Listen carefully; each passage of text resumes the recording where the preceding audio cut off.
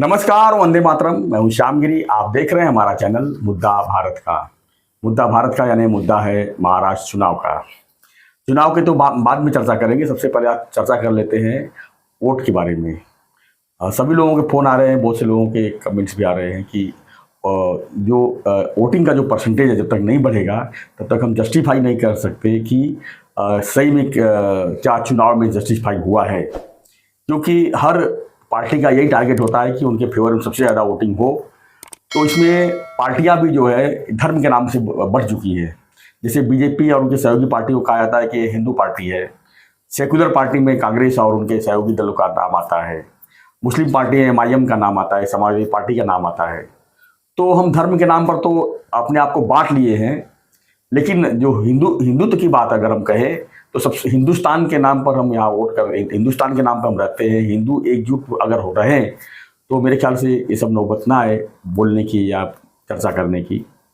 लेकिन हमने देखा लोकसभा चुनाव में 100% वोटिंग एक इलाके में होती है, जिसकी वजह से 5 विधानसभा सीट से आगे बढ़ के जो है दूसरी पार्टी जीत जाती है।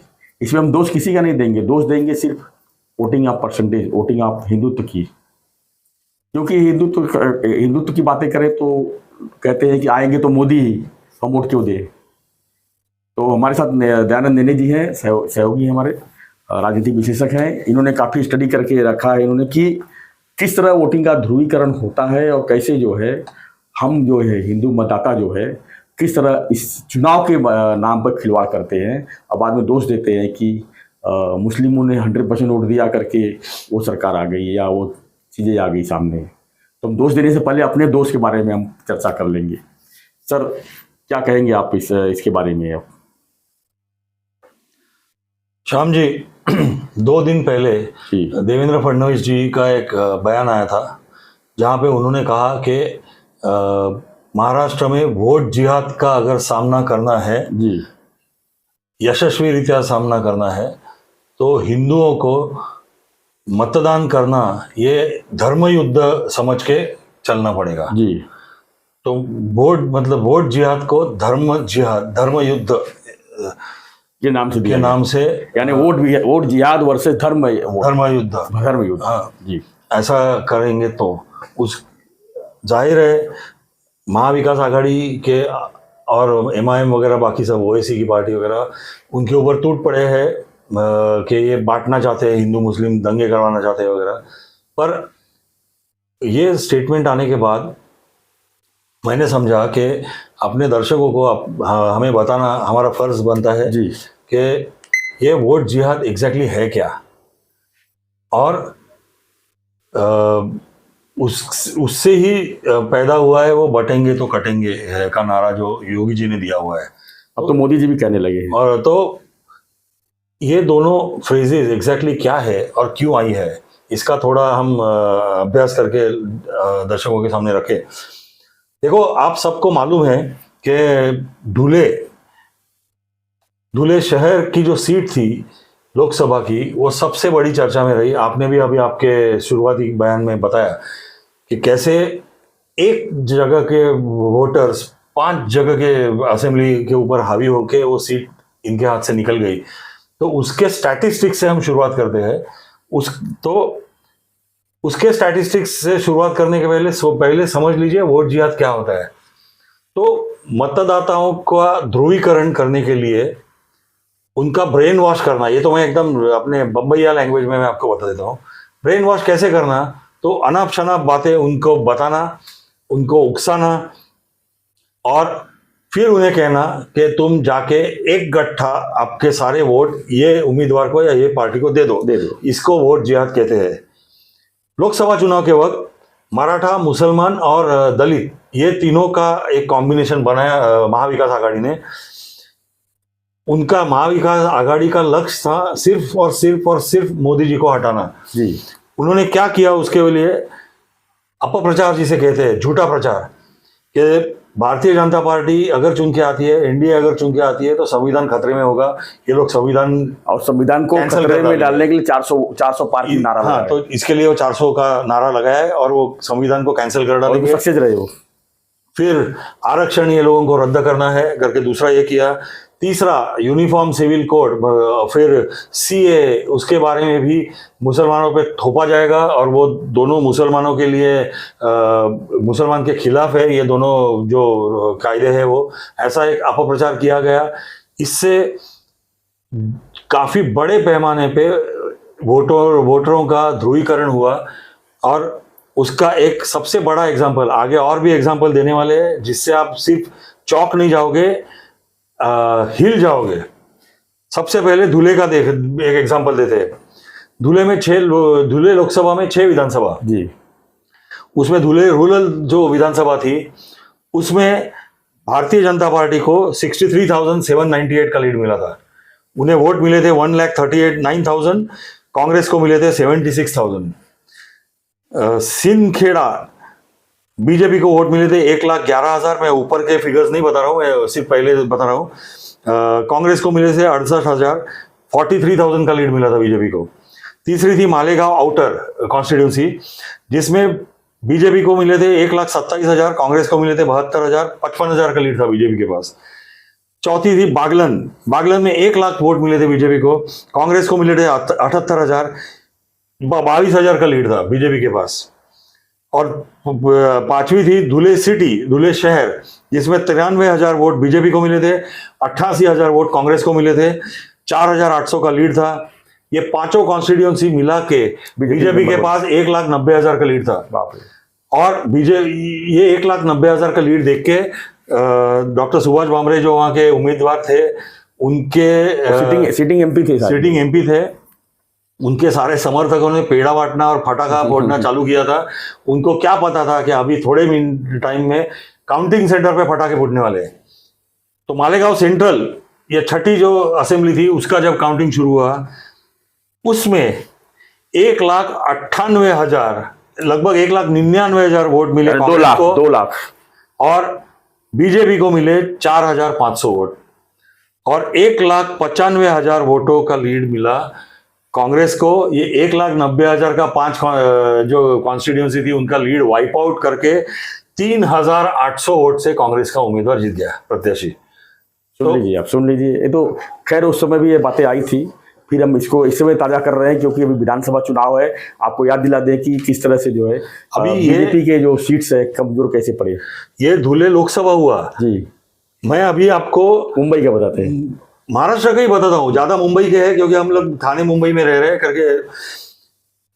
सबसे पहले पहला उदाहरण मैं दूंगा, लोकसभा चुनाव के वक्त महाविकास आघाड़ी के प्रत्याशी अरविंद सावंत जो उबाटा के हैं, उन्होंने भेंडी बाजार में भाषण करते वक्त वहाँ के जो समुदाय था वो मुस्लिम बहुल समुदाय, क्योंकि वो इलाका मुसलमान एरिया है, उधर बात करते करते उन्होंने कहा कि आप मुझे चुन के दीजिए, मैं अगर लोकसभा में गया तो मैं पहला काम करूंगा सारे मस्जिदों का FSI जो है वो डबल करके दूंगा आपको। क्यों? तो आपको रास्ते पे नमाज नहीं पढ़ना पड़ेगा। ये उसने कहा सारे मुसलमानों अरविंद सावंत, शिवसेना उबाटा के जी। दूसरा एग्जाम्पल देता हूं, मुमरा का, अपने नजदीक में है। मुमरा कौसा जो इलाका है उसमें 75 बूथ थे, 75 बूथ्स, जिसमें टोटल सारों की गिनती करके वोटिंग हुआ था 44,921, 44,921, जिसमें उबाटा की उम्मीदवार थी वैशाली दरेकर, उसको वोट मिले 42,759, मतलब 96%, 96%। और महायुति के उम्मीदवार थे डॉक्टर श्रीकांत शिंदे, उनको 997, मतलब सिर्फ 2% वोट मिले। मुमरा, क्या मुमरा में हिंदू नहीं है? मैं तो नहीं मानता कि नहीं होगी। नहीं, वो बाकी की बात है। मेरे ख्याल से वो 900 वोट वो हिंदुओं को ही मिले होंगे उनके, क्योंकि कुछ तो हिंदू है उधर, कुछ शिव मंदिर वगैरह है उधर। नहीं, 60-40 का है। हाँ, अच्छा, 60% मुस्लिम है, 40% हिंदू है। अच्छा, फिर भी 40% में से इतने लोग वोट दिया है। तीसरा मीरा रोड में जी, तीसरा एग्जाम्पल नया नगर करके एक एरिया है जी। वो नया नगर काफी चर्चा में रहा है, सही बात है। अभी दंगे भी हुए थे उसमें, बिल्कुल। तो उसमें हैदरी चौक, बैतुल अब्बास बिल्डिंग, फातिमा मंजिल, ऐसे एक एरिया है जहाँ पे 24 बूथ थे। उन 24 बूथ में उबाटा के राजन विचारे को 12,052 मत मिले और महायुति के नरेश मस्के को सिर्फ 354 वोट मिले।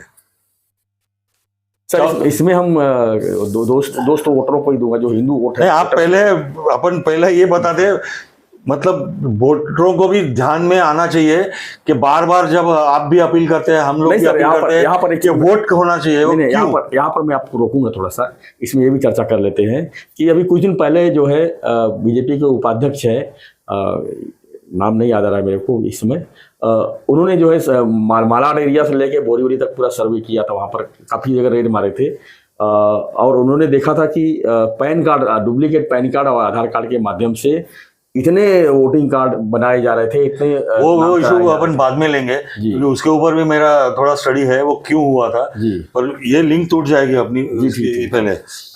चौथा एग्जांपल मुंबई के मोहम्मद अली रोड का है।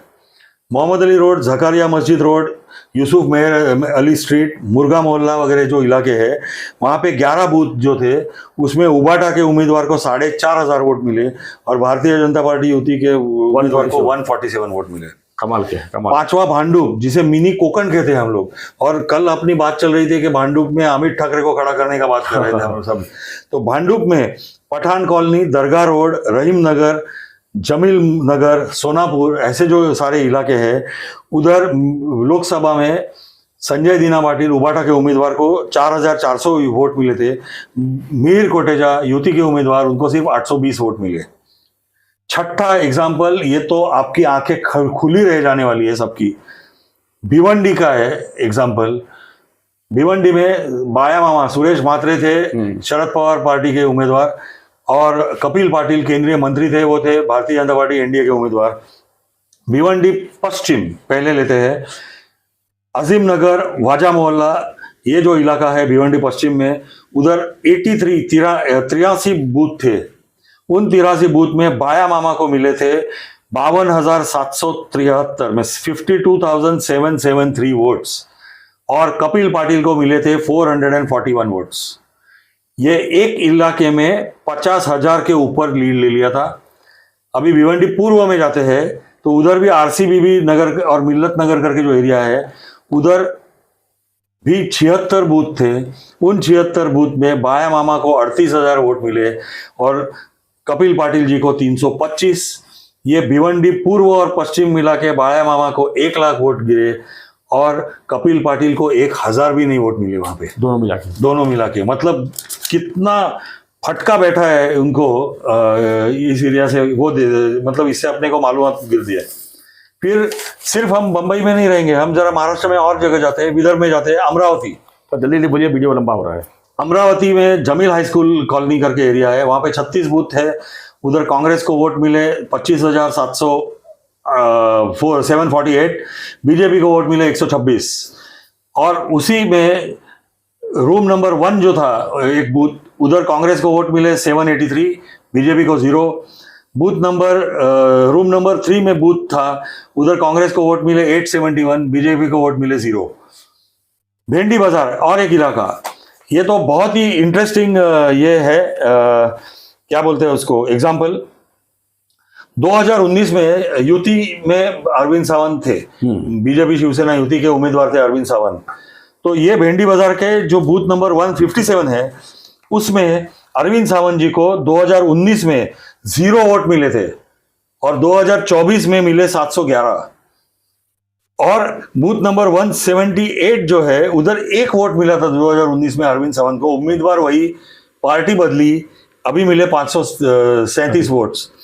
और मदनपुरा जो आजू बाजू का उनका एरिया है, उधर 20 वोट थे 2019 में अरविंद सावंत को, उधर मिले थे 91 वोट, 2024 में मिले 11,051 वोट। अभी आशीष शेलार का हमने बताया था वो खतरे में है, वो क्यों खतरे में है, अभी मैं लोकसभा का ब्यौरा देता हूं आपको। Booth number Bandra west, booth number 154, Congress को मिले 367, बीजेपी को 1 वोट। बूथ 158, कांग्रेस को 314, बीजेपी को 1 वोट। बूथ 162, कांग्रेस को 396, बीजेपी को 1 वोट। बूथ 192, कांग्रेस को 414, बीजेपी को 1 वोट। बूथ नंबर 194, कांग्रेस को 517, बीजेपी को 1 वोट। जो एक वोट मिला है बीजेपी को, उनका जाकर पूजा करना चाहिए कि भाई आप कैसे हमको वोट देंगे। और कुर्ला उसी एडजॉइनिंग कॉन्स्टिट्यूएंसी में बूथ नंबर 166, कांग्रेस को 410, बीजेपी को मिले 2 वोट। ये सारों मिला के अगर वोट आप गिनती करो तो लगभग 2000 वोट होते हैं कांग्रेस को, बीजेपी को मिलते हैं 7 वोट्स। आखिरी 2 एग्जाम्पल में से आखिरी एग्जाम्पल मैं लेता हूं, जल्दी जाना है आगे, तो अपने थाना का एग्जाम्पल लेता हूं। थाना में महाआघाड़ी के उम्मीदवार राजन विचारे लगभग सभी क्षेत्रों में पीछे चल रहे थे नरेश मस्के के, सिवा एक, वो एरिया था राबोड़ी में राजन विचारे को 9400 का लीड मिला था। बाकी सभी क्षेत्र में वो पीछे चल रहे थे इससे अपने नरेश मस्के से जी। तो ये अगर आप सारा देखोगे तो आपको ध्यान में आएगा कि वोट जिहाद ये सिर्फ कहने के लिए एक नाम या एक फ्रेज बनाया ऐसे नहीं है। मैं यहाँ पर रहने सब आपको एक बताना चाहूंगा कि मेरे पास भी एक इन्फॉर्मेशन आई थी कि अभी कुछ दिन पहले मैं एक जगह बैठा था, वहाँ पर ये चर्चा हो रही थी। वहाँ पर फतवा जारी किया गया है कि महाविकास आघाड़ी में चाहे कोई भी वहाँ पर कैंडिडेट हो तो मुस्लिम लोग को जो है उन्हीं को वोट देना है, ना कि महायुति को। यानी कि पूरी तरह से एक तरह से लव जिहादी कहेंगे इसको, जब फतवा जारी होता है। तो सोचो एक फतवा पर कितना वो लोग अमल करते हैं, और हमारे हिंदू लोग आपस में बट के जो है जाति के नाम पर लड़ाई करके और पीछे अपने आप को ही हरा देते। वही फतवा मेरे पास है, वो मैं आपको देता हूँ, आप दिखाइए दर्शकों को। मुस्लिम मराठी सेवा संघ करके संस्था है, उन्होंने ए ईमान वालों जरा सोचो करके जो फतवा दिया है, लगभग 14 उनके आइटम है। मैं सब पढ़ूंगा नहीं क्योंकि टाइम नहीं है आपके पास, पर उसी में एंड में जो आपने कहा था, उन्होंने अपील जरूर की है कि हम आपसे विनती करते हैं कि होने वाले इलेक्शन में महाविकास आघाड़ी को अपना कीमती वोट दो। तो ये आप स्क्रीन पे बता सकते हैं अपने दर्शकों को, और थोड़ा विस्तार से बताइए तो वो एक एक पढ़ सकते हैं। और सभी जो उन्होंने लिखे हुए एक एक आइटम है, वो सारे के सारे झूठी इंफॉर्मेशन फैलाना, अपप्रचार करना, गलत इंफॉर्मेशन देना और लोगों को भड़काना, इतना ही मैं कह सकता हूँ। अब मैं लोगों से ये भी पूछना चाहूँगा कि लोकसभा में आप लोगों ने जो वोट दिए, ठीक है, महाविकास आघाड़ी का जो है पलड़ा भारी था और चुन के भी आए बड़ी संख्या में। कांग्रेस के तो 13 सीट आए, शिवसेना उठा के 9 सीट आए, पवार साहब के भी 8 सीट आए। तो लोकसभा में तो पहुंचे, लेकिन इन्होंने अभी तक किया क्या? 6 महीना तो हो गया मेरे ख्याल से चुनाव। मई में रिजल्ट आया था, जून जुलाई अगस्त सितंबर अक्टूबर में आचार संहिता लगा। 4-5 महीने में क्या इन्होंने ऐसा जलवा दिखाया कि हम जो है फिर विधानसभा में उन्हीं को वोट दें? ये भी सोचने वाली बात है। आप क्या कहेंगे इस पर? नहीं, सही बात है।